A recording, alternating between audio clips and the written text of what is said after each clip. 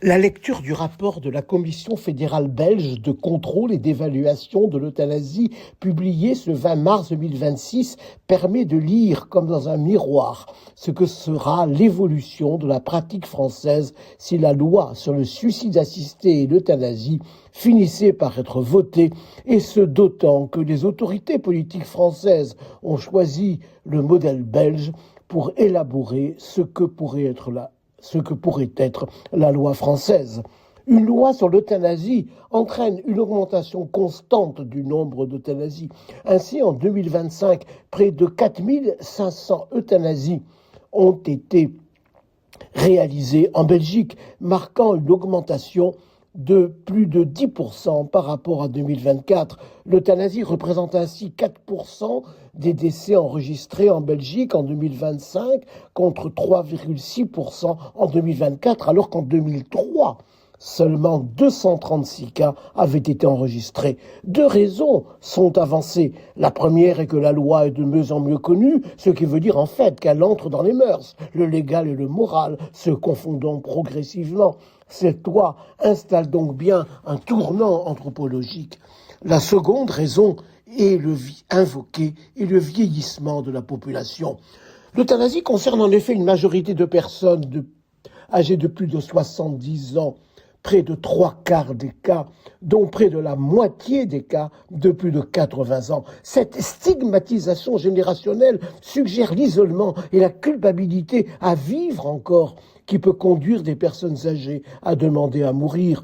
En effet, si la pathologie associée à l'euthanasie reste dans près de la moitié des cas des cancers, ils sont en diminution alors que la fréquence des polypathologies augmente de plus de 29% et au cours des polypathologies, plus d'une fois, l'euthanasie est réalisée alors que le décès n'est pas attendu à brève échéance.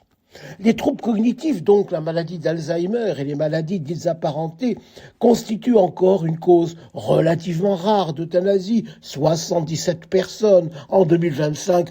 Le plus angoissant est que ces euthanasies ne sont accessibles qu'aux personnes dont le discernement est préservé, et certaines auraient préféré retarder leur mort si la loi le leur avait permis. Cela ne pourrait passer, comme c'est déjà le cas pour les comas, que par des directives anticipées adaptées. Et déjà, le professeur Distelmans, coprésident de la Commission fédérale de l'euthanasie, demande un nouvel élargissement des conditions d'accès à l'euthanasie. On voit cette impatience fébrile vers une extension incessante des conditions d'éligibilité depuis le vote de cette loi belge le 28 mai 2002. Les souffrances uniquement psychiques et parmi elles les affections psychiatriques ont représenté 74 cas d'indication à l'euthanasie en dépit des scandales provoqués par des euthanasies de sujets jeunes atteints d'affections psychiatriques ayant fait l'objet d'erreurs de diagnostic ou de prise en charge non adaptées. Les souffrances uniquement psychiques peuvent aussi être causées par une maladie somatique. Ainsi, en cas de cancer, la douleur peut être contrôlée par les traitements alors que la souffrance psychique liée à la perte d'autonomie ou de dignité peut persister. Voilà ce qu'on peut lire en Belgique.